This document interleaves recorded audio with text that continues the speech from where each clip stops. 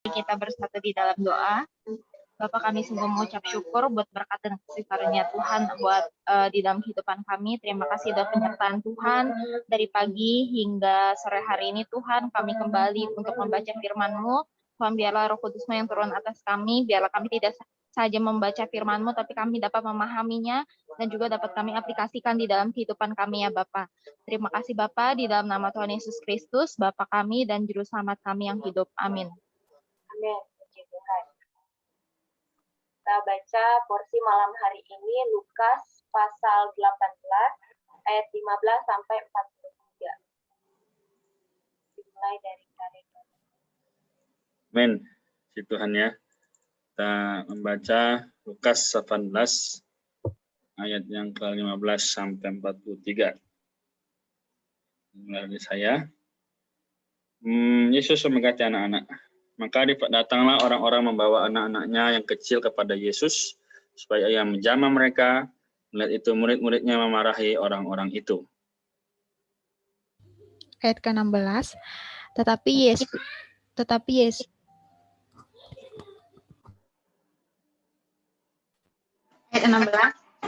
Yesus memanggil mereka dan berkata, biarkanlah anak-anak itu datang kepadaku, jangan kamu menghalang-halangi mereka, sebab orang-orang yang seperti itu yang mempunyai kerajaan Allah. Ayat 17, Aku berkata kepadamu, sesungguhnya barang siapa tidak menyambut kerajaan Allah seperti seorang anak kecil, ia tidak akan masuk ke dalamnya. Orang kaya sukar masuk kerajaan Allah. Ayat 18, ada seorang pemimpin bertanya kepada Yesus, katanya, Guru yang baik, apa yang harus aku perbuat untuk memperoleh hidup yang kekal? Ayat 19, jawab Yesus, mengapa kau katakan aku baik? Tak seorang pun yang baik selain daripada Allah saja. Ayat 20, engkau tentu mengetahui segala perintah Allah. Jangan berzina, jangan membunuh, jangan mencuri, jangan mengucapkan saksi dusta, hormatilah ayahmu dan ibumu.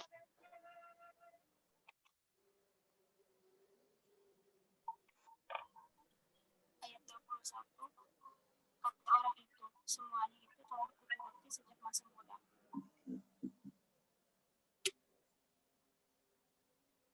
Amin. Dua-dua ya? Ya, betul. Oke, mendengar itu, Yesus berkata kepadanya, masih tinggal satu hal lagi harus kau lakukan. Jualah segala yang kau miliki dan bagi-bagikanlah itu kepada orang-orang miskin, maka engkau akan beroleh harta di surga. Kemudian datanglah kemari dan ikutlah aku. Amin. Aku ya Kak. Ya, betul. Oke, ayat 23. Ketika orang itu mendengar perkataan itu, ia menjadi amat sedih sebab ia sangat kaya.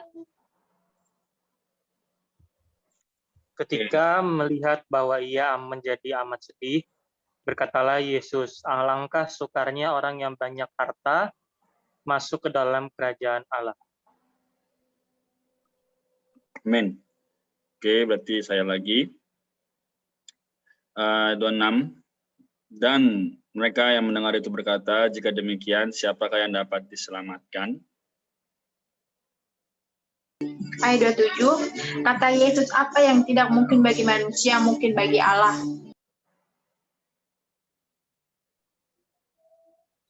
Upah mengikut Yesus. Ayat 28, Petrus berkata, kami ini telah meninggalkan segala kepunyaan kami dan mengikut engkau. Ya, baca ayat 25. Kelewat katanya. Oh iya. Ayat berapa, Kak? Enggak, Ija. Oh. Ya. Kalau gitu saya yang baca nggak apa-apa. Oh, ayat 25 ya, Kak? Nanti baru loncat lagi ke tempat yang tadi. Oh iya. Ayat 25, sebab lebih mudah seekor unta masuk melalui lubang jarum daripada seorang kaya masuk ke dalam kerajaan Allah. Sekarang 29 ya. Amin. Bela. Kata Yesus kepada mereka, "Aku berkata kepadamu, sesungguhnya setiap orang yang karena kerajaan Allah meninggalkan rumahnya, istrinya atau saudaranya, orang tuanya atau anak-anaknya,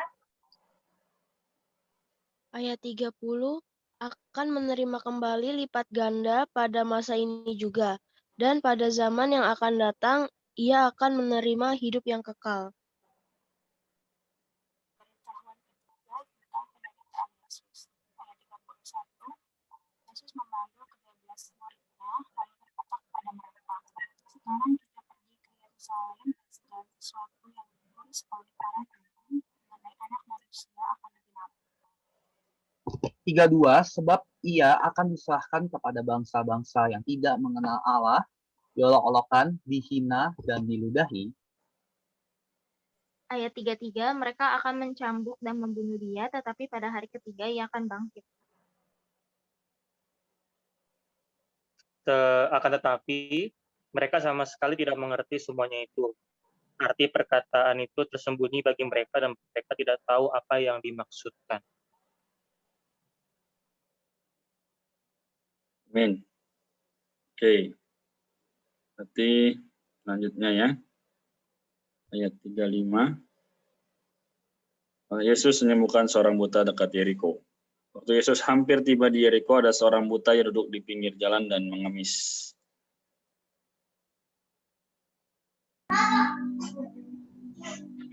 Waktu orang itu mendengar orang banyak lewat, ia bertanya, "Apa itu?"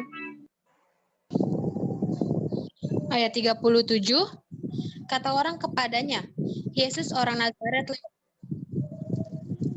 Lalu ia berseru, "Yesus anak Daud, kasihanilah aku." ayat 39, maka mereka yang berjalan di depan menegur dia supaya ia diam. Namun semakin keras ia berseru, "Anak Daud, kasihanilah aku."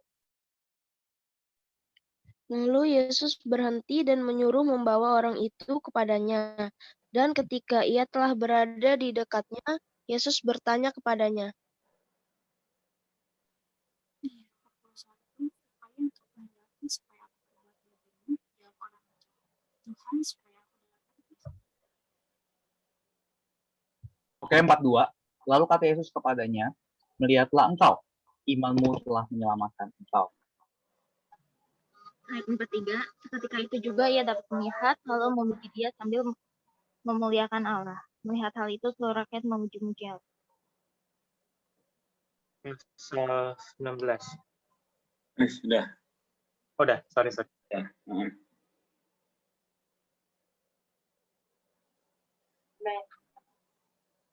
Dan puji Tuhan, teman-teman, ya, aku pakai suara yang jelas. Oke, kita bisa lihat ya, yang kemarin kita membahas mengenai kerajaan Allah, apa itu kerajaan Allah, juga di situ membahas perkara zaman Nuh dan zaman Lot. Di zaman Nuh juga orang itu kawin dan mengawinkan. Di zaman Lot, di mana begitu banyak kejahatan terjadi sampai Sodom dan Gomora dimusnahkan. Dan terlebih penting di zaman Lot yang sangat ditekankan adalah perkara istri Lot ya. Istri Lot kenapa sangat bahkan cuma satu ayat yang menyebutkan di situ, ingatlah istri Lot. Ada apa dengan istri Lot gitu? Ternyata istri Lot ini hatinya diduduki oleh harta kekayaannya yang banyak. Sehingga ketika Allah meminta Lot, istri dan keluarganya keluar dari kota Sodom ini, kota Sodom dan Gomora, istri Lot ini berpaling ke belakang yang seharusnya tidak boleh berpaling ke belakangnya. Tapi dia berpaling ke belakang dan akhirnya dia menjadi tiang garam. Ini bukan perkara tiang garamnya gitu. Tetapi di sini adalah satu peringatan ketika hati diduduki oleh harta kekayaan. Inilah perkara yang kita akan bahas, perkara kerajaan Allah. Oke, kita akan masuk kerajaan Allah yang dimaksudkan di dalam porsi malam hari ini. Kak Renard, boleh minta tolong share screen-nya.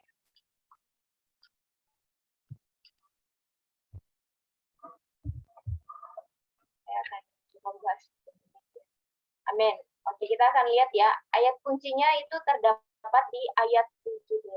Kita boleh baca bersama-sama. 1, 2, 3. Sesungguhnya Aku berkata kepadamu, siapa saja yang tidak menyambut kerajaan Allah, kerajaan Allah seperti seorang anak kecil tidak akan masuk ke dalamnya. akan masuk ke dalamnya. Nah, di dalam Lukas pasal 18 ayat 15 sampai 43 ada berapa tokoh yang dibahas selain anak kecil juga membahas tentang apa? Kan ada beberapa periskop ya di sini. Yang pertama ayat 15 sampai 17 itu perkara tentang apa? Tentang anak kecil gitu. Seorang anak kecil. Kemudian 18 sampai 27 tentang apa? 28 sampai 30 tentang apa? Ada 1, 2, 3, 4, 5 subpoin. Adakah yang bisa tokohnya saja, orangnya yang dibahas? Kan di ayat 15 sampai 17 anak kecil. Selanjutnya 18 sampai 27 ada yang tahu? Pemimpin ya, Kak? Iya, benar. Seorang pemimpin ya yang bertanya kepada Tuhan Yesus. Kemudian 28 sampai 30 ini berbicara tentang apa? Upah mengikut Yesus. Amin, puji Tuhan. Kemudian 31 sampai 34 itu tentang, sebenarnya sudah ada ya di perikop itu, pemberitahuan ketiga tentang penderitaan Yesus. Tapi di situ yang sangat sangat ditekankan itu perkara di ayat 34. Ketika Tuhan Yesus sudah bilang bahwa Tuhan Yesus ini harus kembali ke Yerusalem ya, karena mereka sekarang posisinya di Yeriko. Yeriko itu dataran rendah, Yerusalem itu dataran tinggi. Jadi harus naik lagi ke Yerusalem yang artinya di situ pusatnya ya, pusat dari agama Yahudi ini. Kemudian di sini ketika Tuhan Yesus sudah berbicara bahwa anak manusia ini di ayat 32 ya, bahwa akan diserahkan kepada bangsa-bangsa yang tidak mengenal Allah, kemudian dia diolok-olok, dihina, diludahi, bahkan dia disesat, dibunuh, pada hari ketiga ia akan bangkit. Ayat 34 bilang, murid-murid ini tidak memahami, tidak mengerti semuanya apa yang Tuhan Yesus katakan itu kepada mereka. Kemudian ayat 35 sampai 43 berbicara tentang apa? Ada yang tahu?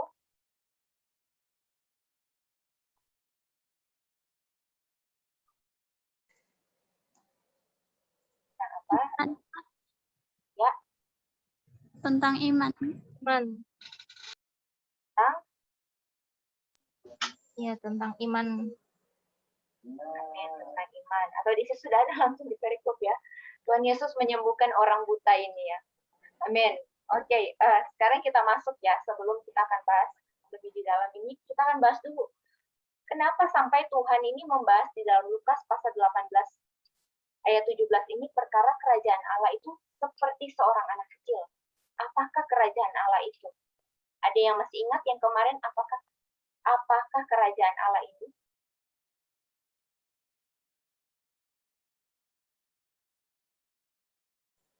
Tuhan sendiri. Tadi, amin, puji Tuhan, terima kasih Karena. Yang tadi permulaan ya sudah kayak Pak bilang sebenarnya. Oke, kita sama-sama lihat di dalam isinya ya. Boleh minta tolong Karena. Iya, amin, puji Tuhan. Sebelum kita isinya, boleh di sini yang punya Alkitab catatan kaki yang sudah punya boleh buka Roma pasal 14 ayat 17. Roma pasal 14 ayat 17. Kita tidak akan membuka semua ayat ini kalau ini kita waktu ya. Juga di dalam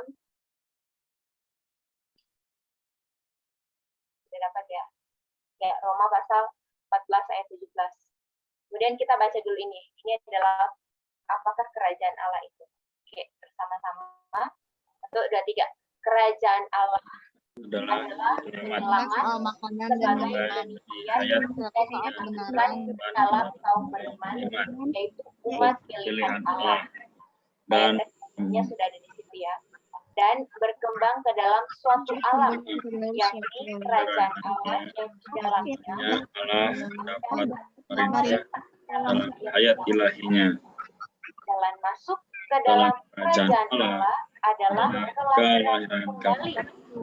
Dan perkembangan kerajaan adalah pertumbuhan pemberian dalam ayat ini. Kerajaan adalah gereja hari ini yang di dalamnya kaum beriman yang setia hidup dan akan berkembang ke dalam kerajaan yang akan datang sebagai satu pahala oleh kaum Amin. Jadi kalau kita mau bold di sini, itu yang pertama, apakah kerajaan Allah itu? Pertama ya di dua frase di kalimat ini. Kemudian kita bisa lihat jalan masuk ke dalam kerajaan Allah ini. Bagaimana jalan masuk ke dalam kerajaan? Kemudian kita lihat perkembangan kerajaan ini seperti apa. Sebuah kerajaan kan pasti berkembang kan. Kemudian kita lihat lagi kehidupan di dalam sebuah kerajaan Allah ini seperti apa. Ini sudah ada dalam coba dalam ini saja ya, dalam satu paragraf ini ya, satu konteks ini, satu screen ini.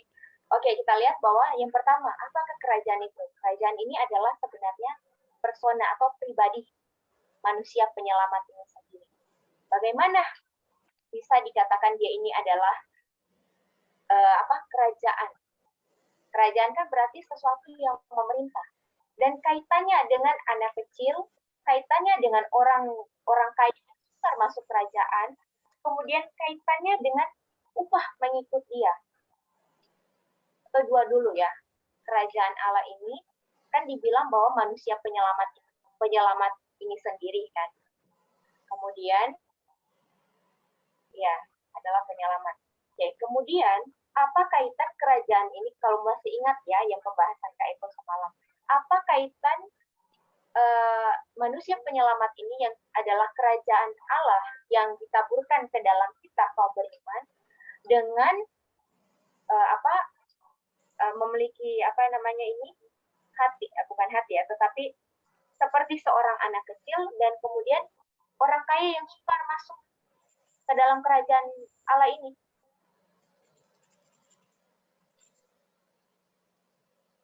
Ada apa sebenarnya dengan ini? Ada yang bisa jawab?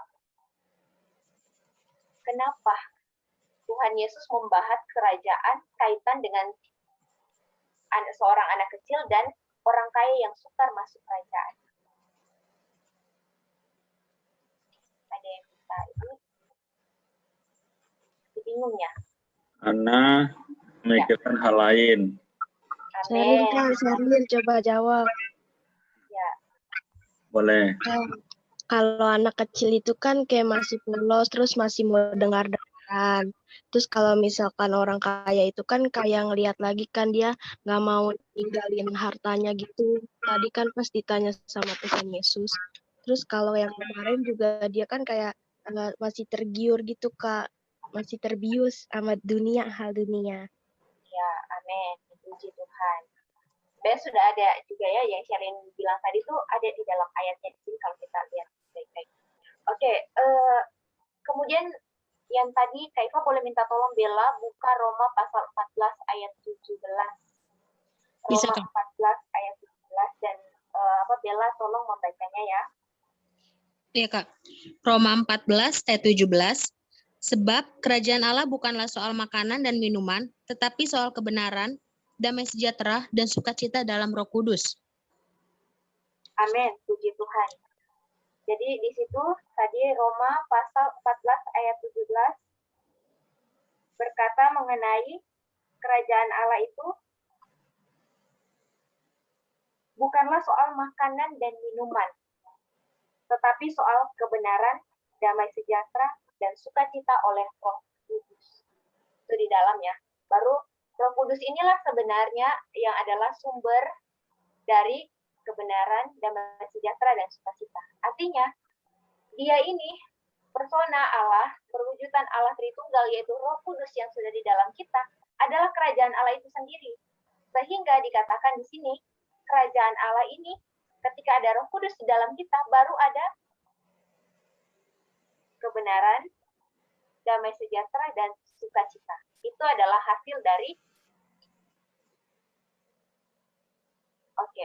itu adalah hasil dari kerajaan Allah itu ada di dalam kita. That's why kenapa sampai di sini kaitan dengan anak kecil, karena yang tadi itu Sherin sudah bilang kalau anak kecil itu dia belum diduduki oleh hal apapun, dia polos murni. Kalau orang kaya di sini di Lukas pasal 18 ini ayat 18 sampai 27 itu dia sudah berkata bahwa dia itu sudah melakukan hukum yang perkara mengasihi, perkara tidak mengucapkan saksi dusta, jangan membunuh, jangan berzina, dan lain sebagainya. Tetapi Tuhan Yesus di ayat 22 berkata, masih tinggal satu hal lagi, yaitu jualah semua milikmu. Orang kaya nih, jual semua. Tapi ternyata di situ ekspresi atau respon dari orang kaya ini adalah ayat 23. Dia menjadi amat sedih sebab dia adalah orang kaya. Ini hatinya. Jadi perkara hati kita sebenarnya. Kerajaan Tuhan ini adalah persona kerajaan yang ditaburkan sebagai benih kerajaan, ditaburkan ke dalam kita. Artinya Tuhan itu mau memimpin. Tuhan mau mengatur kita. Tuhan mau mengarahkan kita. Tetapi kalau kita tidak memiliki hati yang seperti seorang anak kecil yang polos murni, melainkan kita memiliki hati seperti seorang kaya ini yang diduduki oleh harta benda. Mungkin harta benda kita hari ini karena belum banyak duit ya kali ya, nggak, atau memang itu masih inilah ya. Jadi mungkin harta benda kita apa yang kita pegang yang berharga bagi kita. Mungkin pendidikan kita lebih berharga dari Tuhan. Mungkin si A lebih berharga dari Tuhan. Mungkin handphone kita atau ada benda-benda kita tertentu yang lebih berharga dari Tuhan. Inilah yang menjadi penghalang Allah sebagai manusia penyelamat ini sebagai benih kerajaan ini yang ditaburkan ke dalam kita berkembang. Lalu sangat ditekankan di sini yaitu perkara bagaimana jalan masuk ke dalam kerajaan Allah ini. Yaitu di dalam Yohanes pasal 3 ayat 5, perkara kelahiran kembali. Artinya apa teman-teman? Kelahiran kembali ini, kita itu sudah dilahirkan. Kelahiran kembali. Artinya kita sudah dilahirkan dan kemudian kita dilahirkan lagi. Awalnya kita bisa lihat detail ya di dalam Yohanes pasal 3 ini. Awalnya itu kita sudah dilahirkan dari daging, dari orang tua kita. Tapi kita perlu dilahirkan dari roh. Nah inilah yang tadi. Hasilnya ketika adalah roh dalam kita, sebagai benih kerajaan di dalam kita, maka ada 3 yang tadi, damai sejahtera, sukacita, dan kebenaran. Benaran, damai sejahtera, dan sukacita. Inilah hasil kalau ada kerajaan, ada persona pribadi kerajaan di dalam kita, yaitu Tuhan itu sendiri. Amin. Kak Renar, kita lanjut ya, selanjutnya di slide ketiga, lompat dari ya ini. Inilah kenapa kita itu perlu seperti orang anak kecil ya. Kita sudah bahas tadi bahwa seorang anak kecil ini dia tidak dipenuhi, dia tidak dijajah oleh konsep yang usang. Sebenarnya kita sudah kita sudah cover yang tadi. Kemudian yang ketiga, bagaimana cara kita Karena boleh minta tolong soalnya tadi saya lupa pertanyaan ketiga. Untuk memperoleh hidup yang kekal, penyelamat meminta kita mengikutinya. Bagaimana cara kita mengikuti penyelamat?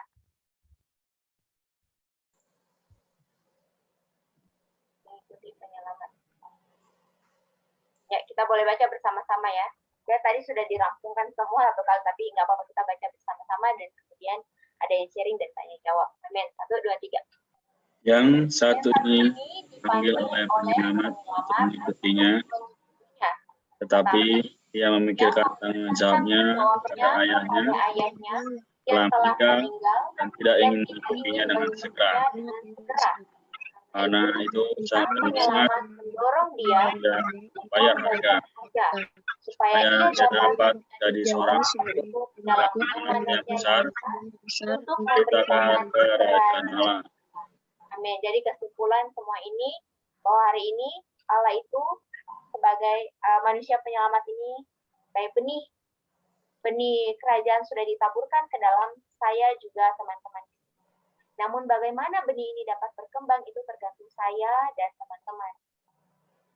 Hati kita ini diduduki oleh siapa? Di dalam kita diduduki oleh siapa? Apakah hati kita seperti seorang anak kecil atau hati kita syarat dengan harta kekayaan? Memikirkan hal ini dan hal itu. Sehingga inilah yang menjadi penghalang benih kerajaan ini meluas di dalam kita, berkembang di dalam kita, bahkan kita tidak dapat mempersaksikan kerajaan. Amin. Puji Tuhan. Ada yang mau sharing?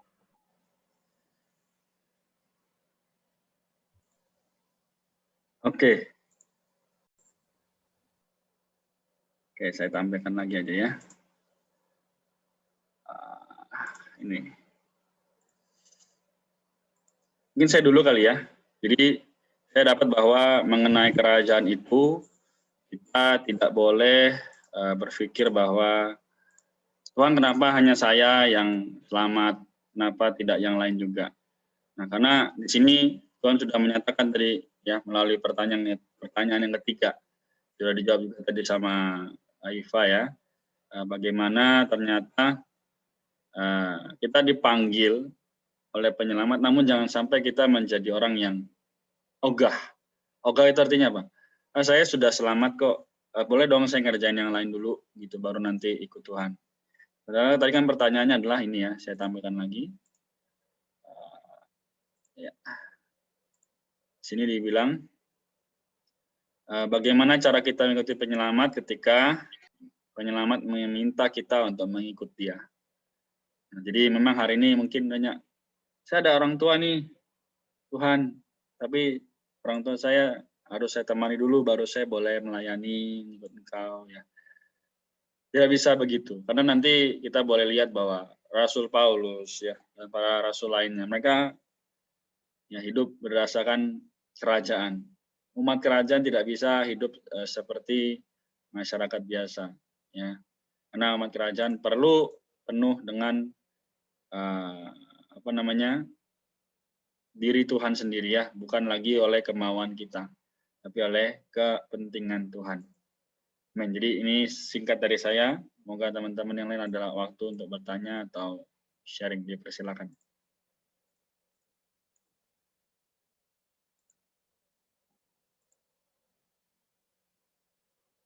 Amin. Halo, para Sherlyn sudah ngerti? Marcelina, Alvin? Udah, Kak. Oke. Yenika? Sudah ya? Oh, mau nanya? Ya, boleh. Tadi kan yang Nggak kedengeran tapi. Oh, suara saya kecil ya, Kak? Ya, ini udah oke. Yang tadi Kak Renata bilang tentang orang tua, maksudnya kayak kalau mau mengikut Tuhan, kita harus mendapatkan Tuhan yang atas segalanya. Gitu. Nah, misalkan di situasi di mana kita belum jelas. Oh, belum jelas. Iya, masih belum jelas, Ewan. Atau sambil diketik aja, Ewan. Oh iya. Ya, Ewan ketik, terus mungkin yang lain mau bertanya. Kalau gini, kedengeran, Kak? Itu. Bagus. Iya. Ya. Lanjut. Jadi gini, Kak, kan tadi dibilang tentang hal mengikut Tuhan, bahkan dibandingkan dengan orang tua kita harus mendahulukan Tuhan gitu. Nah, jika di satu posisi di mana kita misal ada tugas pelayanan, tapi di satu sisi lagi ada keadaan darurat menyangkut orang tua kita, Kak. Nah, kira-kira gimana ya, Kak, tindakan yang harus diambil gitu? Maksudnya orang tua juga satu sisi penting buat kita, tapi Tuhan jauh lebih penting. Terus apa yang harus kita lakukan, Kak? Makasih, Kak. Ya, silakan nih teman-teman yang mungkin ada pengalaman atau Kalau ada kalian? yang ada pengalaman di sini, mau sharing apa yang pernah dilakukan?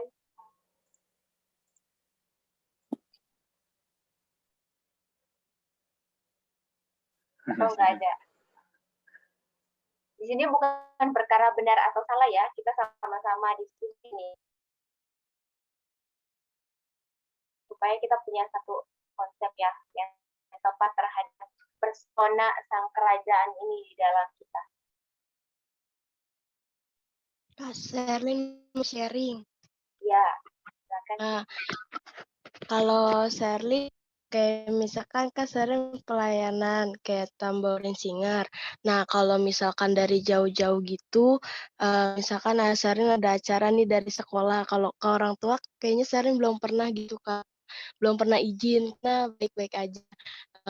Kalau misalkan perkara dari sekolah, tuh Sherlyn biasanya kan ada surat izin. Nah, itu Sherlyn izin dulu ke kakak-kakaknya buat izin nggak pelayanan, terus biasanya cari ganti buat orang gitu, Kak. Cari ganti yang pelayanan, kayak gitu. Kalau Sherlyn. Amin. Setelah itu Sherlyn ada perasaan apa? Setelah misalnya karena kan tadi pelayanan sama sekolah ya. Iya. Nah, setelah Kalau itu setelah diganti gimana perasaannya Sherlyn? Kalau Apakah tidak diganti, tenang atau aman kayak gitu atau ya biasa saja? ya sebenarnya pengen gitu, Kak, kayak apa ya, pelayanan, tapi kalau di sekolah kan wajib gitu juga Sherlyn juga kayak pernah ada rasa kayak ya tapi kan harus duluin Tuhan gitu kan. Tapi waktu itu kata kakak pembina Sherlyn kalau misalkan Sherlyn mau ini yang pilih prioritas Sherlyn tuh yang mana. Kalau misalkan Sherlyn memang harus sekolah, nggak apa-apa sekolah dulu. Nanti pelayanannya bisa digantiin kan emang udah kewajiban juga gitu. Asal terus kan kita juga bisa pelayanan di mana aja. Di sekolah juga bentuk pelayanan, di gereja bentuk pelayanan gitu, Kak. Amin. Ya, kalau ini dari Kak Eva nanti Kak Renar tambahkan ya. Jadi kita lihat lagi prinsipnya itu bukan perkara benar atau salah, atau kita lihat yang kontekstual gitu ya. Tapi kita lihat tadi yang Bella sudah baca, di Roma pasal 14 ayat 17. Inilah standar kita. Jadi bukan perkara benar atau salah. Karena ini kan kerajaan, sebenarnya manusia penyelamat ini sendiri, Allah Tritunggal itu sudah di dalam kita. Kerajaan artinya dia yang memerintah, dia mengatur bahkan segala sesuatu. Gitu, dia yang mengatur kita. Bagaimana kita tahu itu dari dia? Yaitu tadi, Roma pasal 14 ayat 17. Ada damai sejahtera, ada sukacita, bahkan sin perkara kebenaran. Artinya kalau kebenaran ini adalah di hadapan Allah kita beres, di hadapan manusia pun beres. Jadi standarnya kita adalah ini. Ada damai sejahtera ketika kita memilih ini, ada sukacita ketika kita memilih ini. Tetapi kalau tidak ada damai sejahtera, tidak ada sukacita, kita merasa ada penuduhan di dalam kita sepertinya ketika misalnya ya, kalau di EUN lebih memilih ini kayaknya bukan bilang benar atau salah. Jadi kembali lagi di dalam kita ini. Karena benih kerajaan sudah ada di dalam kita. Allah Tritunggal itu sudah di dalam kita. Jadi standarnya kita itu yang di dalam kita. Jadi ketika EUN memilih untuk melayani atau memilih lebih ke ini urus pemamah gitu kan, yang sedang sakit. Tetapi di dalam EUN lebih banyak penuduhan kayak kamu udah tahu firman Tuhan begini, tapi kamu malah tidak melakukannya. Kamu malah lebih memilih ini. Kan itu artinya tidak ada damai sejahtera. Yang ada adalah penuduhan, dituduh, didakwa, dibuat tidak ada damai sejahtera. Apakah itu ekspresi dari ada sang kerajaan ini di dalam kita? Ambil ke standar Roma pasal 14 ayat 17. Karena ketika ada Tuhan di dalam kita, Tuhan berkenan, Tuhan yang memimpin, pastinya ada ini, damai sejahtera, ada sukacita. Tapi kalau tidak, berarti itu bukan dari dia. Kalau didakwa, dituduh, dan lain sebagainya, ya itu tugasnya si musuh. Karena kan dia memang tugasnya seperti itu. Dia mendakwa, dia menuduh, dia membunuh damai sejahtera kita. Itu tugas dia. Jadi standarnya kita kembali ketika kita lakukan ini, ada damai sejahtera, ada sukacita, ada kebenaran, itu berasal dari Tuhan. Sang kerajaan ini yang memimpin kita. Jadi bukan perkara benar atau salah lagi. Ya, Eun dapat, semoga bisa menjawab ya.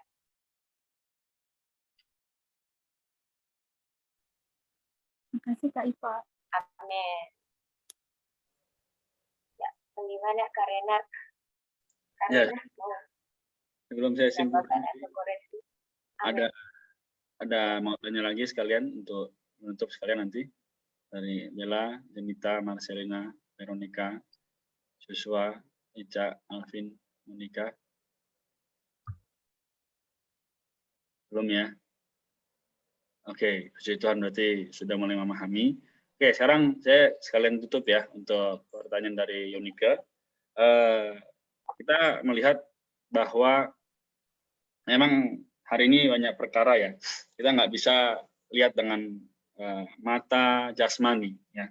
Karena kalau kita lihat dengan mata jasmani, kita pasti tanda kutip kecewa sama Tuhan ya.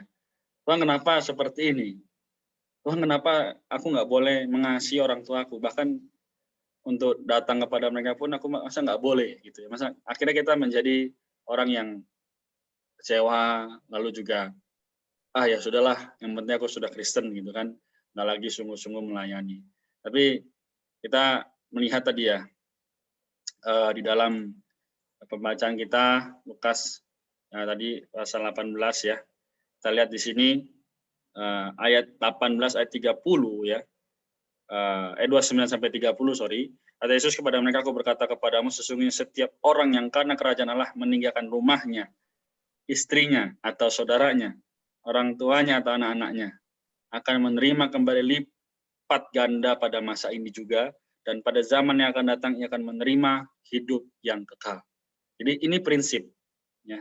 Namun prinsip ini bukan berarti harus seperti ini banget gitu. Tapi Tuhan juga adalah Allah yang maha mengerti, dia adil benar. Misal orang tua kita sakit, pasti boleh, ya. Oke, dari Riva, tolong itu sebentar, saya ada telepon masuk sebentar.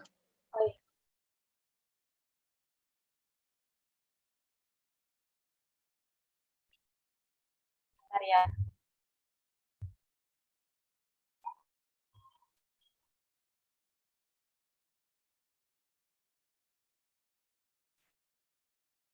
Tapi sejauh ini masih bisa nangkep ya apa yang dibahas perkara kerajaan. Bisa Kak. Oke. Sudah. Ya. Jadi saya ingin simpulkan sedikit lagi, yaitu ketika orang tua kita sakit, orang tua kita mendapatkan masalah, keluarga kita atau siapapun itu kena masalah, kita harus menolong mereka dahulu. Dan setelah kita menolong mereka, bukan lagi kita datang, Tuhan, ya udah deh, ini sudah terlanjur di sini, aku lanjutin aja. Enggak. Tapi kita kembali kepada Tuhan, kita melayani dia, kita hidup bagi Tuhan seperti Henok. Ya. Henok adalah orang yang bergaul dengan Allah. Dia pasti punya keluarga, dia punya anak, dia bekerja juga. Tapi kenapa dibilang dia bergaul? Artinya, setelah dia mengurus urusan keluarganya, dia kembali lagi fokus kepada Allah. Ya. Kembali lagi menikmati Tuhan setiap hari. Ya. Hari ini mungkin beberapa orang muda ketika kena masalah, wah Tuhan kok begini sama aku ya, ya udah aku goyah dulu deh, goyah. Lalu akhirnya tidak lagi mau baca Alkitab, tidak lagi mau berdoa. Kenapa? Merasa sudah cukup. Oh ya sudahlah, Tuhan sudah begini sama aku, ini aku nggak dijaga. Katanya mau berkati macam apa ini dan sebagainya. Tapi teman-teman, umat kerajaan Allah, apa di sini dikatakan, kita lihat ya, di ayat yang di sini sebentar, ayat 27, kita mundur sedikit ya. Kata Yesus, apa yang tidak mungkin bagi manusia, mungkin bagi Allah. So, bagi kita memang tidak mungkin. Tidak mungkin kita bisa melampaui itu. Wah, masa aku harus meninggalkan orang tua aku? Nggak mungkin. Tapi kalau kita memperhidupkan Allah, kita hidup di dalam kerajaan Allah, we surely can. Ya, maka itulah yang menjadi dorongan bagi kita untuk lebih mengasihi Tuhan, untuk lebih hidup bagi Tuhan. Amin. Puji Tuhan, ini yang bisa saya tambahkan. Semoga Tuhan memberkati kita semua. Amin. Terima kasih Kak Renat. Ya, amin. Oke, ya, berarti kalau ada pertanyaan lainnya, silakan ditanya di grup. Amin, puji Tuhan. Jadi kalau misalnya ada pertanyaan selanjutnya, bisa tanya di grup ya teman-teman. Oke, ada lagi Kak Rena? Sudah ya seharusnya. Ya, sudah. Kita akan tutup dalam doa. Boleh minta tolong Joshua pimpin kita di dalam doa. Oke, mari kita berdoa. Bapak Surgawi, terima kasih firman-Mu, penyertaan-Mu bagi kami ya Tuhan selama kurang lebih setengah jam ini. Kami mendalami dan mempelajari apa yang hendak Tuhan mau sampaikan kepada kami, biarlah apa yang kami dapat hari ini kami aplikasikan dan kami renungkan dalam kehidupan kami sehari-hari ya Bapak. Dan biarlah kami terus bisa menjadi anak kecil yang terus memiliki desire, memiliki keinginan untuk terus mendalami dan menjalankan apa yang Kau kehendaki dalam hidup kami Bapak-Bapak. Sekali ini kami akan kembali dalam kehidupan kami. Bersedia mau bekerja dalam kehidupan kami dan kami serahkan hidup dalam tangan-Mu, biar kehendak kami yang terjadi ya Tuhan. Terima kasih Tuhan Yesus, haleluya, amin. Amin, Tuhan. Kita akan langsung ke dalam sesi